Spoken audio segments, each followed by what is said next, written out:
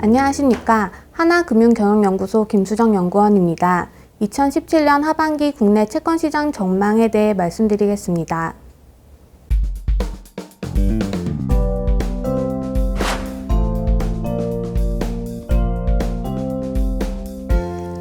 2017년 상반기 시중금리는 연준의 금리 인상 경계심과 국내 신정부 정책 기대 등으로 단속적인 상승 압력이 부각되기도 했으나 전반적으로 좁은 레인지 안에서 등락하였습니다.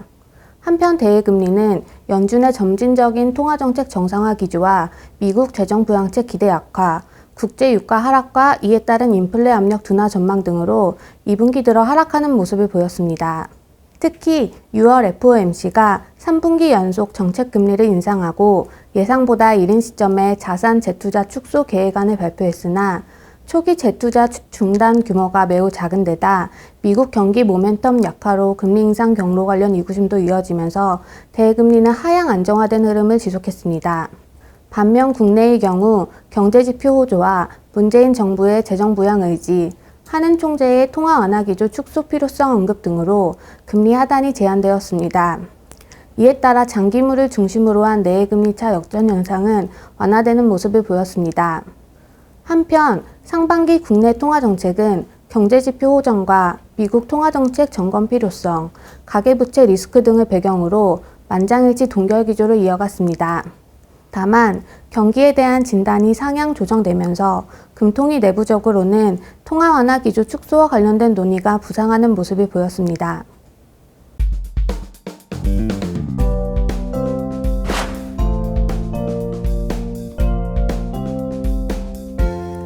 (2017년) 하반기 시중금리는 대내외 통화 완화 기조 축소 움직임으로 상승 흐름을 이어갈 것으로 보이나 신중한 통화정책 정상화 과정과 저유가에 따른 물가 상승 모멘텀 약화 등을 배경으로 금리 상승폭은 제한적인 수준에 그칠 것으로 전망됩니다.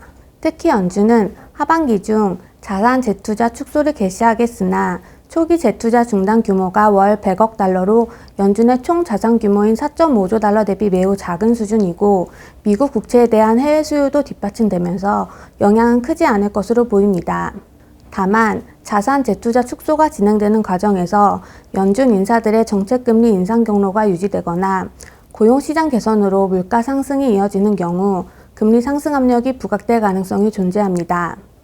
아울러 경기 개선을 배경으로 ECB의 통화 완화 기조 축소 논의도 동반될 것으로 보여 글로벌 차원의 금리 상승 흐름이 이어질 것으로 전망됩니다.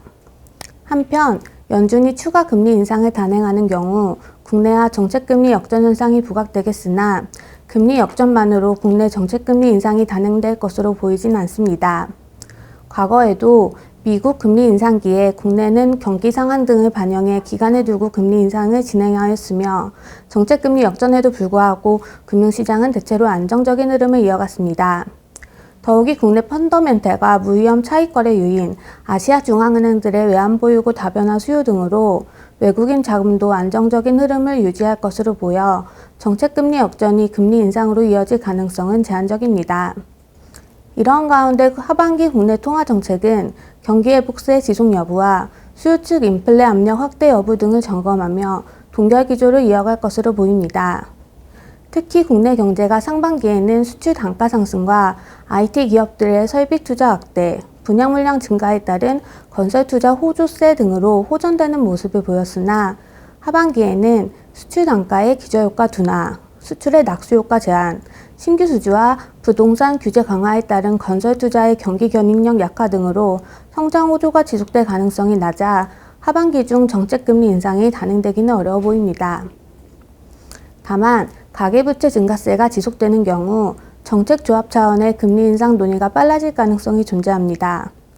특히 신정부가 가계부채 총량 억제를 비롯해 부동산 시장 안정을 위해 전방위적인 노력을 펼치고 있고 저금리가 가계부채 증가의 주요 원인 중 하나라는 점을 고려해 볼 때 가계부채 추가 급증 시 정책금리 인상의 필요성이 높아질 전망입니다.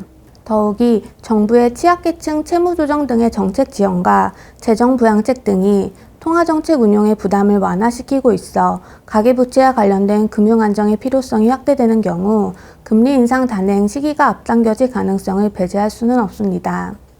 이에 따라 하반기 시중금리는 금리 하단이 제한되는 가운데 대내외 통화 완화 기조 축소 움직임을 배경으로 완만한 상승 흐름을 이어갈 것으로 전망됩니다.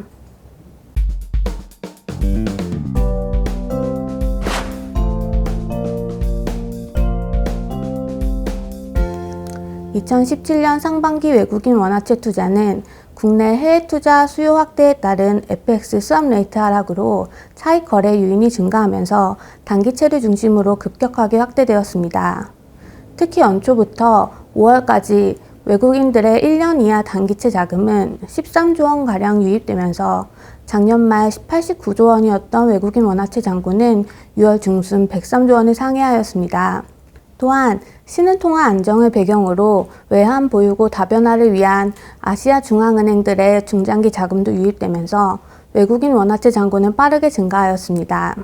하반기 외국인 원화채 투자의 경우 대외금리의 완만한 상승과 국내 경기의 양호한 펀더멘털을 배경으로 안정적 흐름을 보일 것으로 전망됩니다. 또한 주요국 통화 긴축이 진행되더라도 시장 예측력 제고와 학습 효과로 금융 불안이 지속될 가능성은 낮아 신흥국 차원의 자금 이탈이 부각될 가능성도 제한적입니다.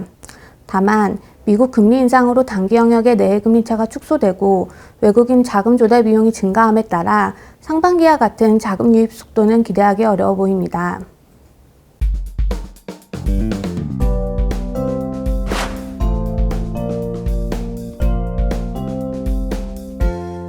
(2017년) 초 크레딧 스프레드는 국고금리의 박스권 등락과 트럼프발 금융불안 진정에 따른 투자 수요 회복에 힘입어 축소된 후 3월 FOMC 금리 인상 경계심으로 재확대되었습니다.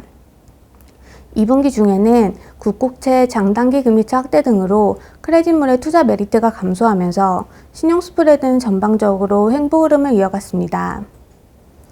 금년 하반기 중에는 신용 스프레드가 전반적으로 소폭 확대될 것으로 전망됩니다. 은행채의 경우 하반기 유동성 비율 제고를 위한 채권 발행 수요가 부각되며 스프레드가 확대될 것으로 보입니다. 공사채 또한 부채 감축 목표치 초과 달성으로 공공기업들의 채권 발행 부담이 완화되는 가운데 신정부의 일자리 확대와 투자 유도 등으로 공공기관 자금 조달 수요가 증가하면서 순발행 기조로 돌아설 가능성이 높습니다. 이에 따라 그간 공사채 순상한 기조로 축소됐던 스프레드도 확대 조정될 가능성이 존재합니다.